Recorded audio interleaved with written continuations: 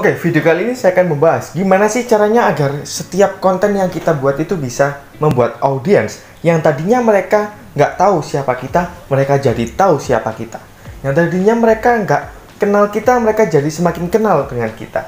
Yang tadinya mereka nggak tahu kita itu siapa, akhirnya mereka tiba-tiba mereka mau follow. Gimana caranya? Akan saya bahas di video kali ini.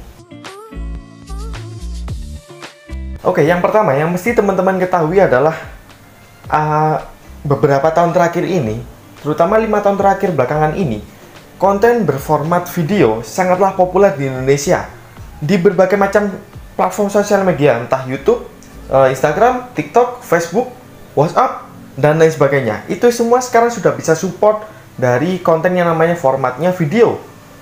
Kalau dulu misalnya Instagram, dulu kan cuma bisa posting berupa format gambar ataupun teks. Tapi 5 tahun belakangan ini, format konten video ini jadi lebih populer. Itu artinya apa? Teman-teman mau nggak mau, jadi mesti belajar gimana caranya membuat konten video, terus gimana caranya ngomong depan kamera, dan lain sebagainya. Nah, mesti teman-teman ketahui, untuk bisa membuat first impression audiens yang tadinya mereka nggak tahu tentang kita siapa, mereka pertama kali tahu konten kita, itu yang perlu teman-teman ketahui adalah apa sih value yang teman-teman bawa sebagai creator yang dihadirkan melalui konten. Lalu si audiens ini akan mendapatkan poin yang sama seperti yang teman-teman inginkan. Contohnya kayak gini. Misalnya teman-teman adalah seorang memiliki passion dan hobi di bidang masak. Habis itu teman-teman membuat konten tentang tutorial ya, cara memasak ayam bakar dengan mudah.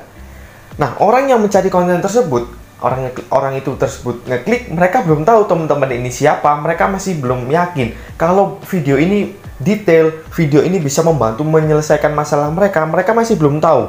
Akhirnya mereka mencoba untuk ngeklik. Detik demi detik, cara penyampaian, tutorialnya mulai detail, ekspektasi dari audiens mulai terpenuhi sesuai dengan judul dan yang diinginkan. Karena yang diinginkan adalah cara bisa tahu gimana caranya masak ayam bakar itu kayak gimana. Terus mereka menonton video yang teman-teman buat, lalu audiens mendapatkan that point. Jadi audiens berhasil mendapatkan value dari konten yang teman-teman buat. Karena yang namanya value itu yang menilai adalah audiens kita sendiri, target market kita, bukan dari persepsi kita. Mungkin kita bilang kalau konten kita bagus, tapi belum tentu kalau di mata audiens itu konten kita juga bagus. Itulah pentingnya kenapa kita memerlukan persiapan, kita juga memerlukan skill public speaking, terus gimana caranya menyusun konten demi konten itu agar audiens mau menonton dari awal sampai akhir, itu semua ada step by stepnya. Jadi itu tadi yang penting ya, pesan apa yang akan kita sampaikan. Contoh tadi, tutorial memasak ayam bakar. Saya sebagai creator video, harapan saya, audiens setelah menonton ini mereka jadi mau mencoba, dan mereka jadi tahu gimana step by stepnya untuk memasak ayam bakar. Lalu audiens mendapatkan itu, yang tadinya nggak tahu cara masak ayam bakar, mereka jadi tahu karena video kita. Nah, yang selanjutnya, ketika teman-teman itu berhasil menghadirkan ataupun value pesan yang dibuat melalui konten tersebut diterima oleh audiens, dan ekspektasi audiens itu terpenuhi oleh konten yang teman-teman buat, mereka dijamin 50% first impression. Meskipun belum kenal teman-teman siapa, mereka akan mulai percaya kalau konten yang teman-teman buat itu adalah ada manfaatnya buat mereka. Jadi ketika teman-teman memasang sebuah call to action di akhir video, menginvite audiens untuk melakukan misalnya untuk follow atau untuk like atau untuk yang lainnya, mereka jadi lebih mudah untuk melakukannya, dan mereka jadi lebih, oh, aku udah mendapatkan ekspektasi, permasalahanku sudah terpenuhi, jadi aku sudah tahu gimana caranya masak ayam bakar itu kayak gimana. Aku mau follow mereka kayak gitu. Nah, ketika teman-teman ingin membuat dari audiens yang unaware menjadi aware terhadap teman-teman semua, yang perlu digarisbawahi di akhir video ataupun di mungkin mendekati akhir video ya, itu juga harus dipahami kalau kita harus membuat call to action yang relate dengan audiens. Contohnya apa? Ada 2 contoh yang memang relate dengan audiens, dan ada juga yang nggak relate. Nah, contoh call to action yang relate adalah contohnya seperti ini. Tadi kan tutorial cara memasak ayam bakar. Nah, di akhir video, si creator meng-invite audience. Oke, itu tadi video panduan buat teman-teman semua yang ingin bisa jago nih gimana caranya membuat ayam bakar yang enak sesuai resep yang sudah kita berikan. Terus kalau teman-teman ingin mendapatkan resep lebih detail lagi, bisa download e-booknya ada di kolom deskripsi di bawah. Teman-teman bisa download sekarang, itu semua gratis. Nah, itu contoh call to action yang relate dengan kontennya. Kalau call to action yang masih nggak ada relate-nya dengan isi kontennya itu, nah, itu tadi beberapa tutorial yang bisa teman-teman lakukan step by step-nya untuk membuat ayam bakar buat pemula.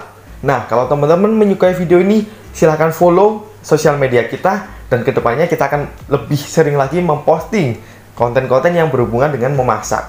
Nah, itulah dua contoh call to action yang ada hubungannya dengan isi konten, dan ada juga yang ya mungkin masih berhubungan dengan isi konten tapi nggak terlalu. Karena ketika teman-teman meng-invite audience untuk melakukan call to action, misalnya untuk nge-follow, itu artinya mereka akan berpikir si audience ini, wah, aku udah dapat konten kayak gini, terus aku merasa bermanfaat. Mereka menimbang resiko, apakah aku nge-follow konten teman-teman ini tuh ruginya apa buat kita. Kalau misalnya mereka merasa ada value-nya, mereka akan follow. Kalau masih belum ada value-nya ataupun mereka masih belum tergerak untuk nge-follow, itu artinya teman-teman nggak boleh menyerah untuk terus konsisten buat ngasih konten secara repetisi. Karena orang butuh diyakinkan itu nggak cuma satu kali bisa langsung follow. Jadi itulah yang namanya konsisten. Diperlukan konsisten agar orang yang di hari ini nggak follow, siapa tahu besok mereka follow. Siapa tahu besok-besoknya lagi mereka mau follow. Nah, oke, sekarang kita rekap dulu dari awal. Kenapa sih kita mesti peka terhadap audiens, dan kenapa harapannya kan kita membuat audiens yang tadinya first impression datang ke konten kita itu mereka nggak tahu kita siapa, mereka jadi tahu kita siapa. Yang kedua, karena beberapa tahun belakangan ini video konten yang berformat video itu sangat populer. Jadi mau nggak mau teman-teman juga harus mulai mempelajari agar nggak ketinggalan zaman. Terus yang selanjutnya, teman-teman juga harus mendesain kontennya itu sedemikian rupa supaya pesan yang ingin teman-teman sampaikan ke audiens itu bisa sinkron dan bisa tersampaikan dengan jelas. Contohnya kayak tadi, creator membuat tutorial memasak ayam bakar, audiens menerima itu dan berhasil mendapatkan pesan itu. Yang tadinya nggak bisa masak, nggak tahu cara masak ayam bakar, mereka jadi tahu. Itu yang selanjutnya, ketika teman-teman berhasil menyampaikan value ataupun menyampaikan konten, berhasil memenuhi ekspektasi dari audiens melalui konten yang dibuat, kemungkinan besar mereka akan follow ataupun melakukan call to action yang teman-teman inginkan lebih mudah. Oke, ketika melakukan call to action adalah sebuah komitmen kecil.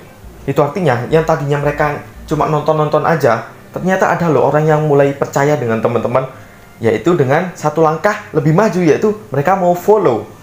Untuk langkah selanjutnya mereka mungkin mau download e-booknya, mereka mau komen di video teman-teman, mereka semakin percaya dengan konten yang teman-teman buat.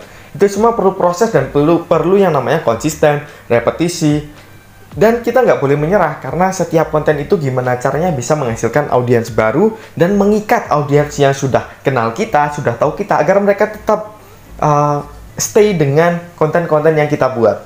Nah, untuk next konten, setelah kita tahu gimana sih caranya mendapatkan audiens yang tadinya unaware jadi aware. Nah, muncul pertanyaan lagi. Terus gimana? Percuma dong kalau kita bikin konten yang sudah sedemikian rupa, tapi kalau nggak ada orang yang datang, kita sudah konsisten tapi nggak ada orang yang datang buat nyimak konten kita, kan ya sama aja. Nah, di next video aku bakalan share cara-cara yang sangatlah simple bisa teman-teman lakukan juga untuk mendapatkan traffic agar konten kita itu semakin ramai. Tanpa modal juga bisa dilakukan tanpa harus beriklan berbayar. Oke, semoga bermanfaat. Saya Guma Dimas dan sampai jumpa.